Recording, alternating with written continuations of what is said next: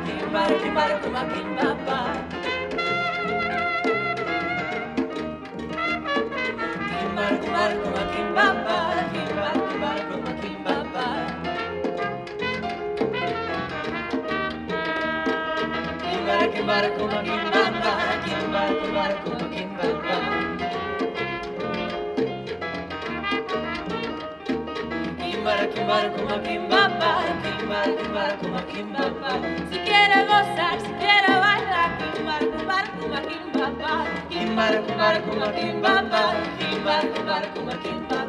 no baila Teresa, no baila Juanito,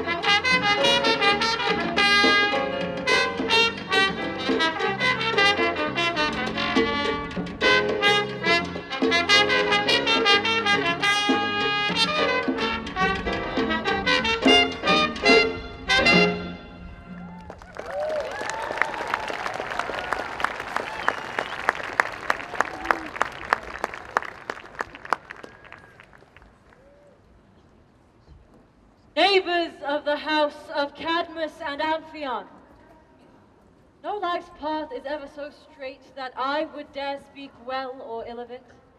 For fortune is always raising up and knocking down the lucky and unlucky alike.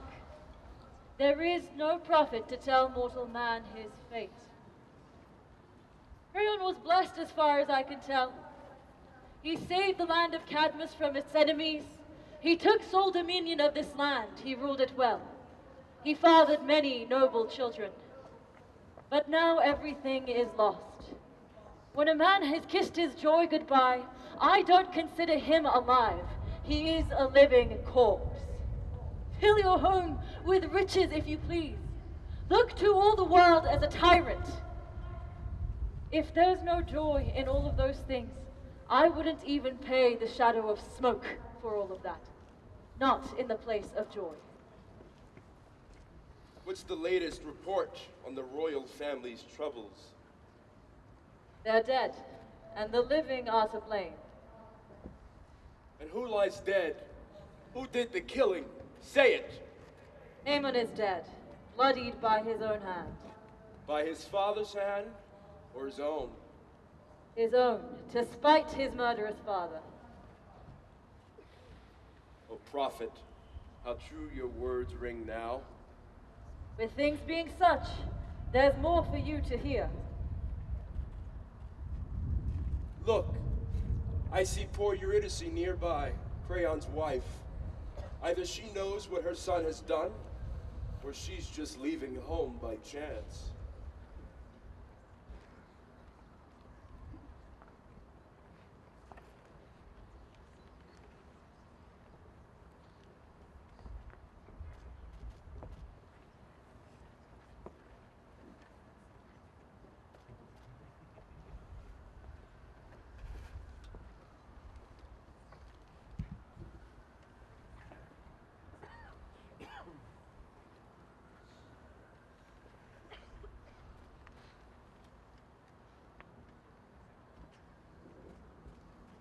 People of Thebes, I heard the news as I was on my way to pray at the temple of the Pallas Athena. I happened to be loosening the bolts to open the gate when the sound of disaster upon my house struck my ear. I fell terrified into the arms of my servant girls, paralyzed. Whatever the news, tell it again. I am no stranger to misfortune. I will hear it. Dear mistress, I will tell you what I saw, and I'll leave out none of the truth. Why would I soften you with words that would prove me only a liar? The truth is always best. I followed your husband as a guide to some distant field where we found the corpse of Polynices, unpitied, torn up by dogs. Begging Hades, god of the dead, to restrain his anger and mercy, we washed him with holy washing and buried him together with some fresh plucked branches we found lying around. We raised a high-roofed mound over the land, and then entered again the girl's stone-lined chamber, the bride of Hades. But someone heard in the distance a loud, shrieking sound coming from the unhallowed room. Went to tell Creon, as he drew closer and closer. Wretched snippets of her shrieking surrounded him until he broke down and wailing aloud cried, "Oh, wretched me! Am I the prophet of doom? Am I making my way down the most unlucky of paths? My son's voice calls to me. But servants, go quickly and enter again the tomb where the stones were taken away, and tell me if it is Haman's voice I hear, or the gods are playing tricks on me." Went to investigate as our disheartened master had ordered. There, in the very back of the tomb, we found her hanging, dangling from the neck from a noose of fine thread, and him embracing her waist, bewailing the death of his beloved bride, his father's deeds, and his cursed marriage bed. When his father saw him, he cried out in horror, rushed in, and wailing aloud shouted, "Oh, wretched boy, what have you done? What were you thinking? What misfortune has destroyed you? Come out, my son, I beg of you, please." Boy only glared at his father with fierce eyes, said nothing, spat on his face. Then he drew his double-edged sword, and in a fit of rage swung and missed his fleeing father. And then the poor angry boy sunk the sword between his ribs, drug it half its way between his ribs into his side, and embraced his beloved bride while he still had some sense of mind. Sent a swift river of blood dripping down her cheek. Corpse lay by corpse, Then, boy finally got his marriage rights in the house of Hades and showed all mankind that the greatest sin is foolishness.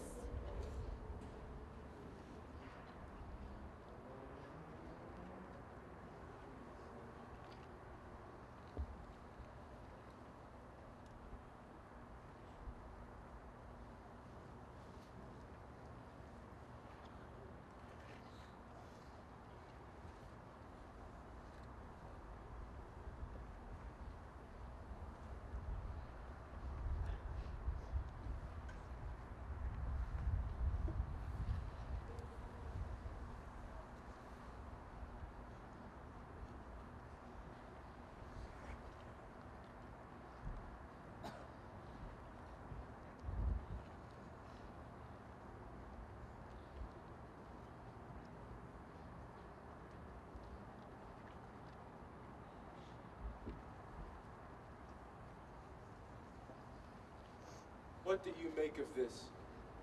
The woman left without saying a word. I'm astounded. And yet, I hope she will not allow herself to weep in public, but go home where her servants await. Her countenance becomes her most.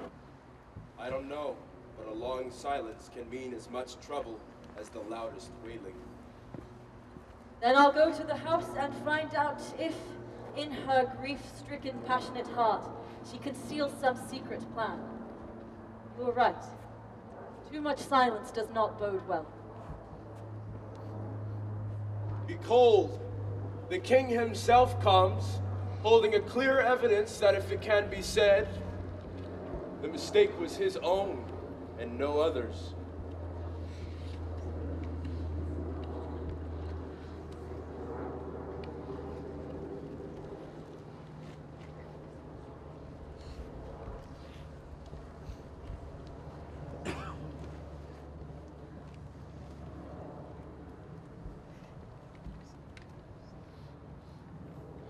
The cruel, deadly mistakes of a thoughtless mind. Elders, you watch kinfolk kill and be killed. The wretched ends of my plans. Child, a young man with a young death. You died not bound by your own foolishness, but by mine.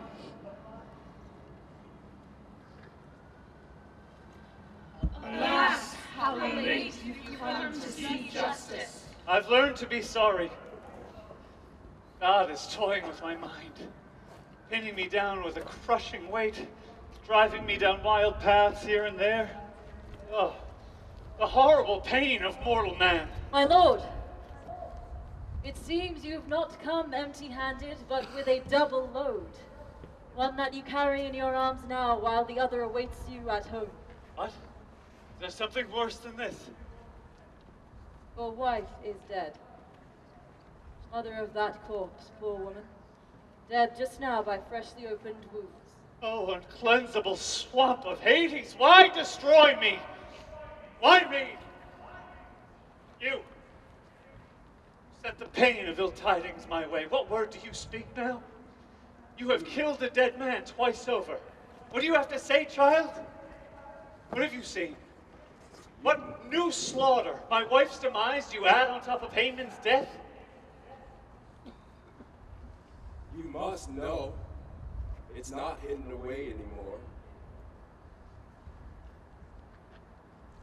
Gods, I see the second, this other evil. Wretched.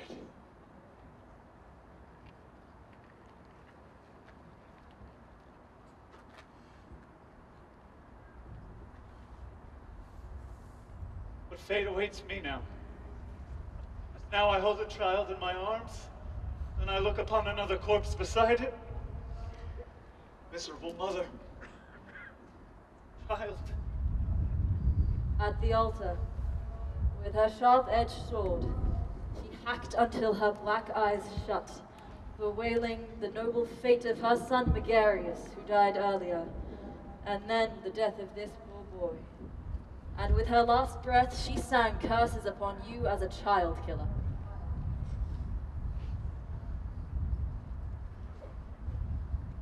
God. I'm beside myself with fear.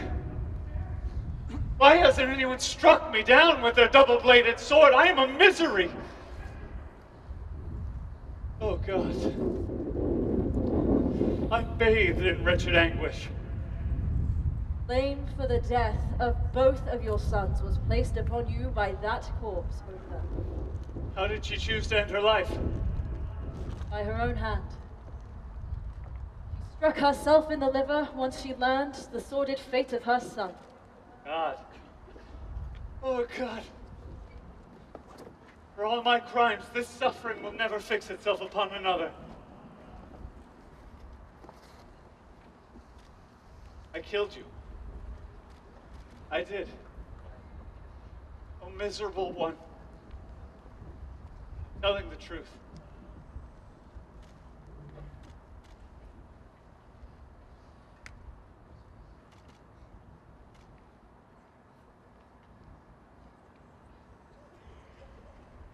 You will Servants, profit take me away as fast by as you can. Take Creon away, I might as well be nothing now.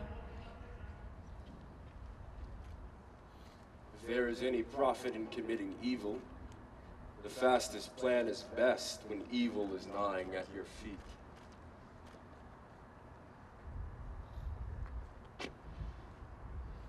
Say the most beautiful fate has befallen me, leading out my final days, the very last. Go. Go.